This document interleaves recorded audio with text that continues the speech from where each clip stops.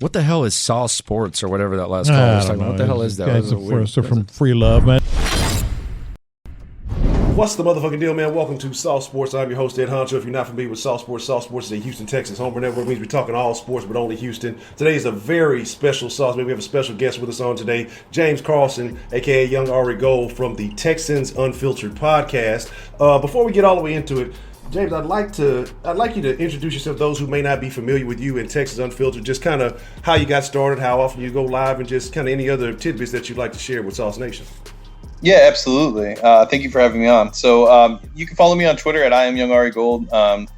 We started the podcast about 3.5 years ago. We used it at first as like an outlet for us to like have a dedicated hour and a half to just kind of talk Texans. Our first episode was the Andre Johnson Ring of Honor. When that was announced, that's when we started to talk about it. And then it just kind of turned into a thing that we really enjoyed doing. And then the passion just continued. And now, we're 3.5 years in. We're the number one Texans podcast. It's pretty cool what it's turned into. We record every Monday or Tuesday night, and we always have the podcast out Wednesday morning. So, but yeah, man, we love it. We love Texans. We love the Texans fans, even some of the cancerous ones. And we love what we do. It's nice to be able to talk about a team and kind of share the passion that you have, kind of like you.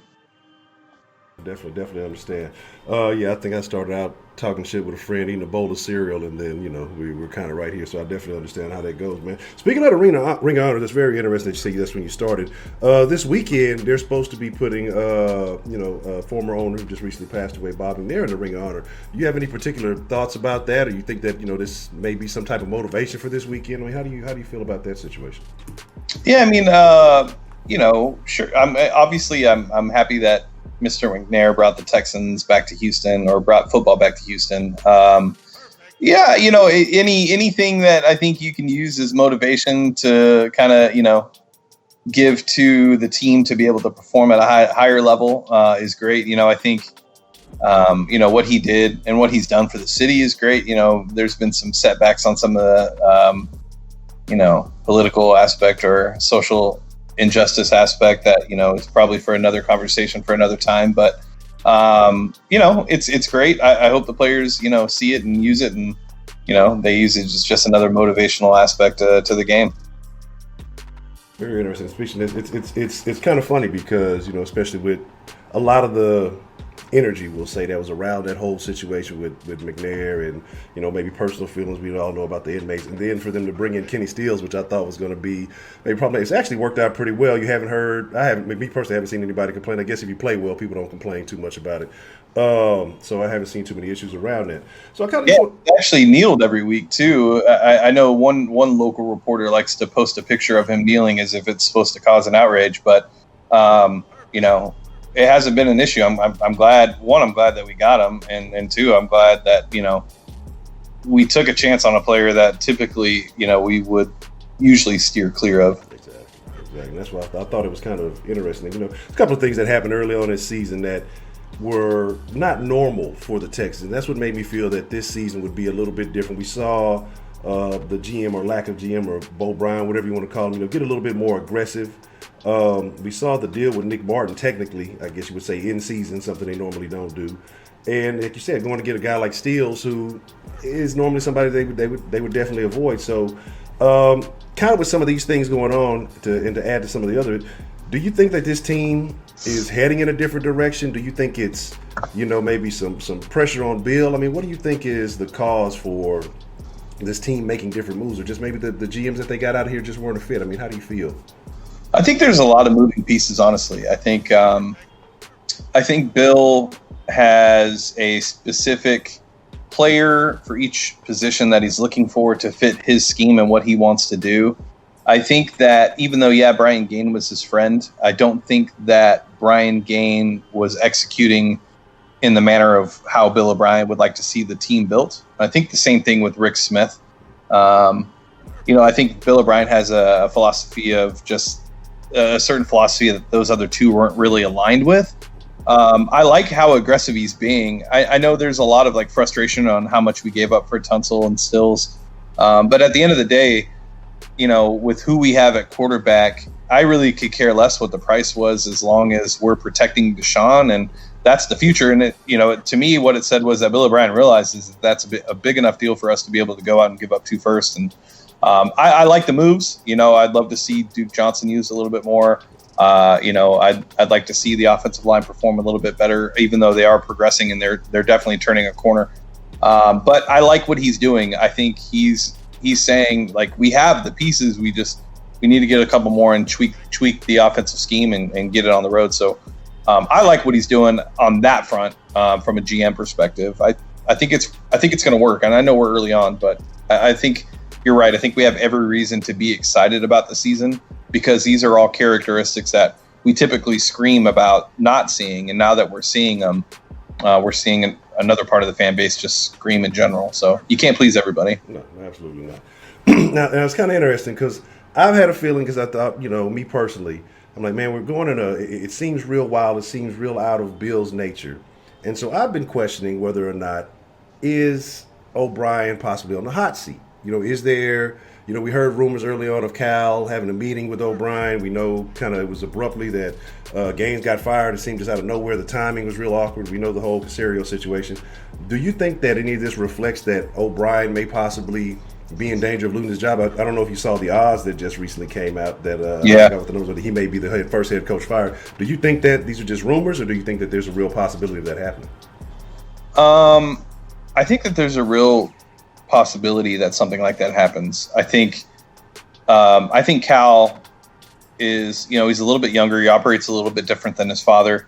I think he knows how important winning is. And, when you're surrounded by, I'm watching the Astros right now destroy Tampa, the way that the Rockets, way that they handle their offseason by going and getting Russell Westbrook, making the necessary adjustment to get rid of a Hall of Fame point guard and adding somebody as athletic as Russell Westbrook.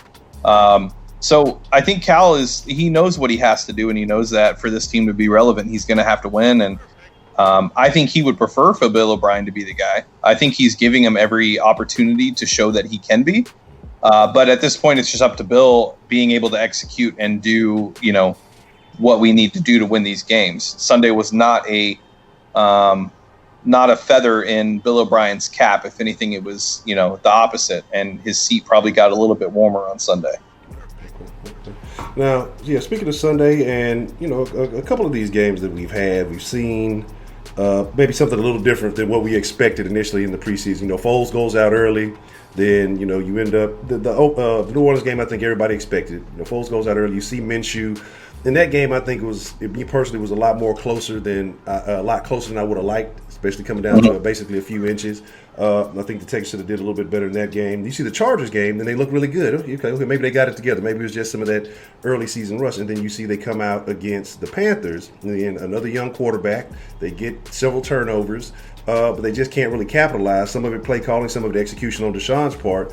And I think the fan base right now is, I'd say about 60-40. I think more people leaning on Bill, but you do have a lot of folks who are saying, hey, Watson has to clean up his act too. I think it's a little bit of both. Who do you think is more so to blame in this situation, or is it kind of even in your opinion?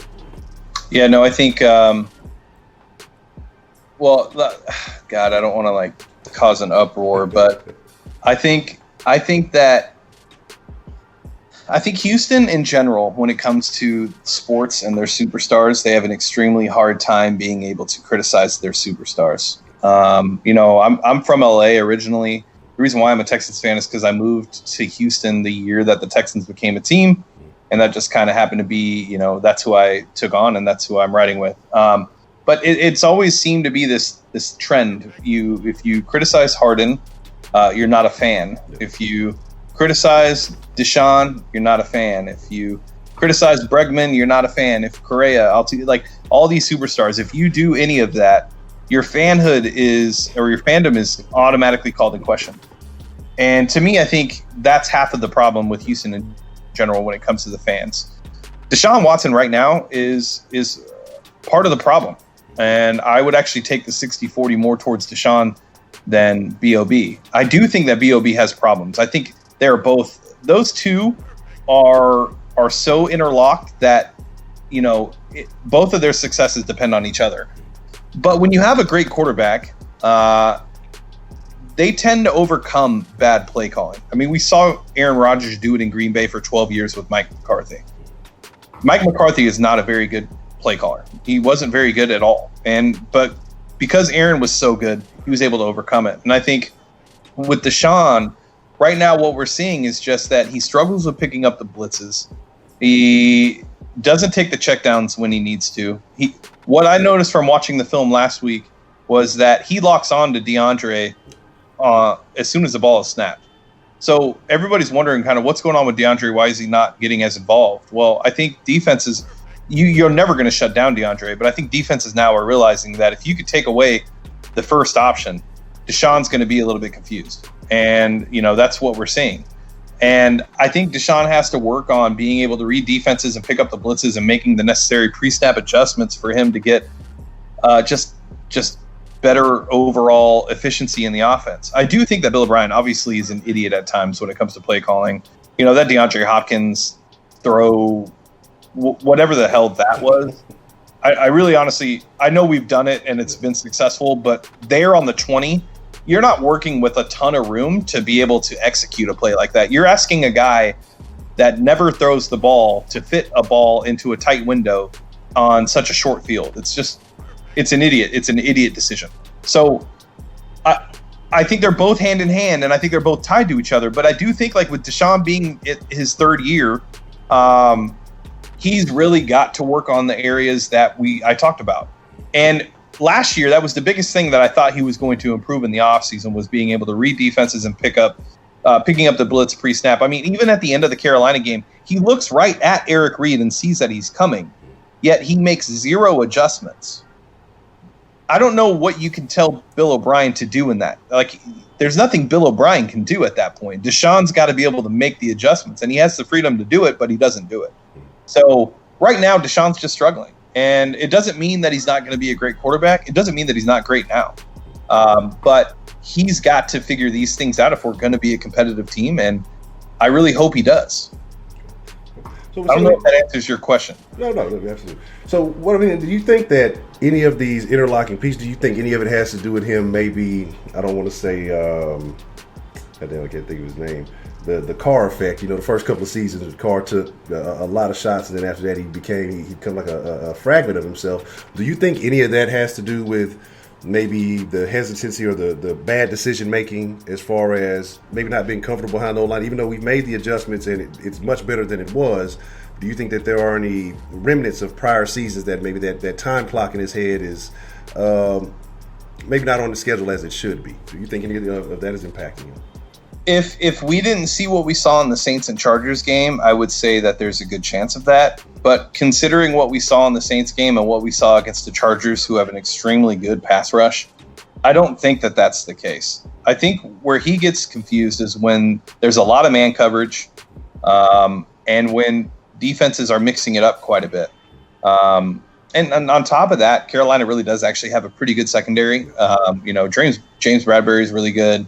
The other one, what's his name? Jackson's really good. Crockle, or was it? Yeah, Rockwell, whatever.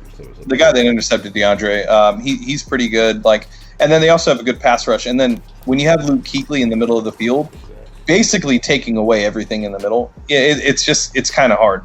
But like I said, I mean, what we saw against the Saints, who actually have a great defense. I mean, look what they did to Dallas.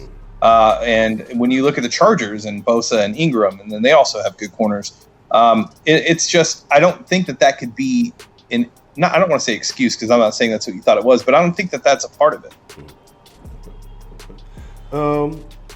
And then looking at Billy O, do you think he's a guy that's wearing too many hats? We've seen some of the time management issues, and you mentioned earlier the bonehead play call. Do you think that has to do with him, with some of these moves that you question? Is it a guy that's wearing too many hats? Should he be solely focused on either being the play caller, being the head coach, or I'll leave the GM thing wherever it may be? But do you think that's part of a problem with him, that he's doing too much in the game? Should he rely on Tim Kelly more, or what are your feelings around that whole situation? I think that probably plays a part, for sure. I think, if Tim Kelly is our offensive coordinator, one of the issues I've always had with Bill O'Brien is the fact that he doesn't seem to delegate enough. He tends to want to take everything on his shoulders and be the guy. But the good head coaches tend to delegate to their the rest of their coaches on the staff and let them do what they do. He's not doing much with Rack, right? And he should be doing the same thing. If Tim Kelly is going to be the offensive coordinator, just let Tim Kelly run the offense and coach him up and develop him into an offensive coordinator to run the plays that you wanted to run or whatever it would be. So, yeah, I think that plays a part. I think the time management thing, I think it gets kind of blown out of proportion. I don't think he's a good time manager at all. But I think if you go around the league and you just, this is kind of what I said on Tuesday when we recorded is, Texans fans pay a lot of attention to Texans games. But outside of that, they're not watching the other 15 games that are played every week. And if you actually go around and watch, you'll see that a lot of these coaches are making a lot of the same mistakes that Bill O'Brien makes. That doesn't give him an excuse at all. This is his 5th year or 6th year. He should be able to make the adjustments to be better at those things, and he needs to. This timeout stuff is an issue.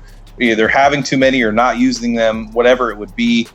His challenges are just about as dumb as they can come. I mean, they literally couldn't be any dumber.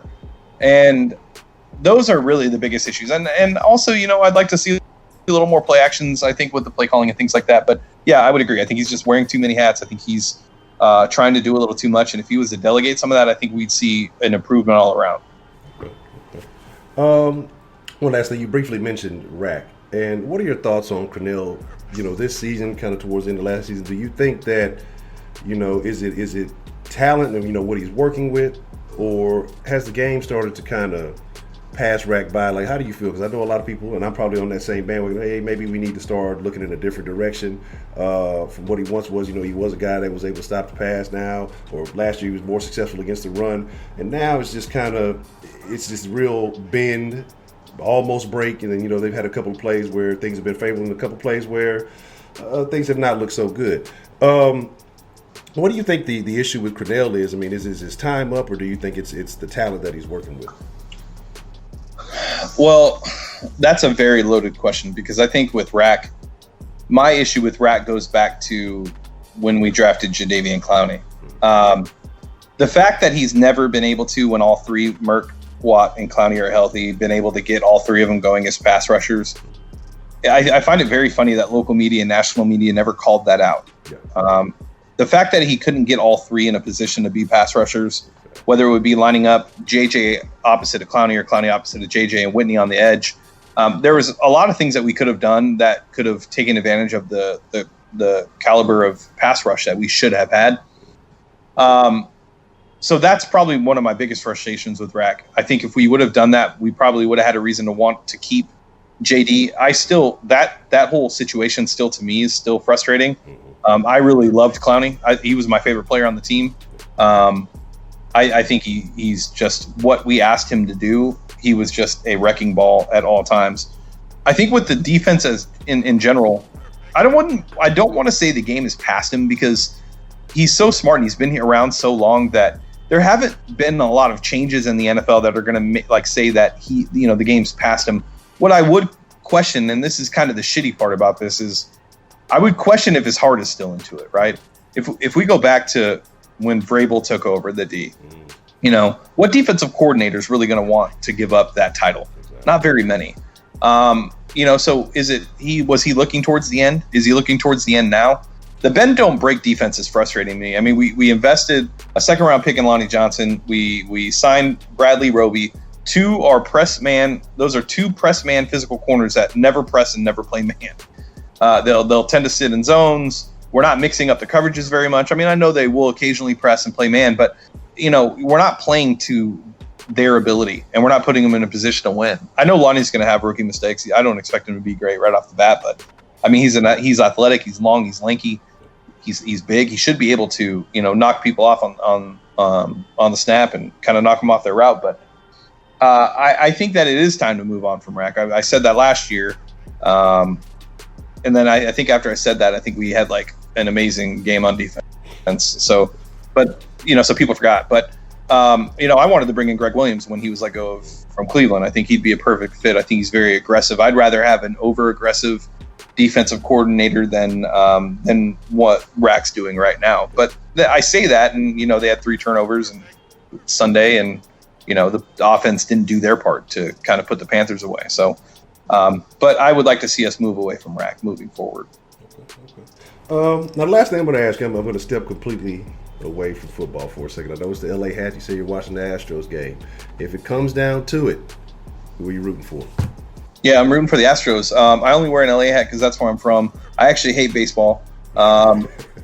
But I love the LA logo, and I think it's like very classy, and it also represents my home. But it's hard to hate baseball when you watch the Astros play, especially in October. They're so fun. They're so young. It's like they just don't know any better. It's like they're just out there having fun and playing the game that they love.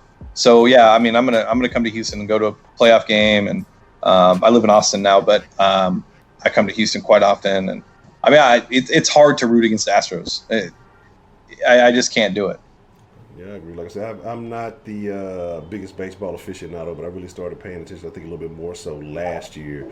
I didn't want to claim bandwagon status and jump on after they won the World Series. But yeah, it's a lot more interesting. Maybe it might just be the Astros and their offense or whatever it may be, but it's a lot more exciting watching them, I guess, when you have a vested interest.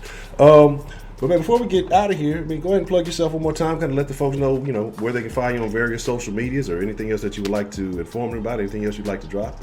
Feel free. Yeah, absolutely. And again, thank you for having me on. I'd love to come on whenever you guys have the time. I really love what you guys do. I think it's fun.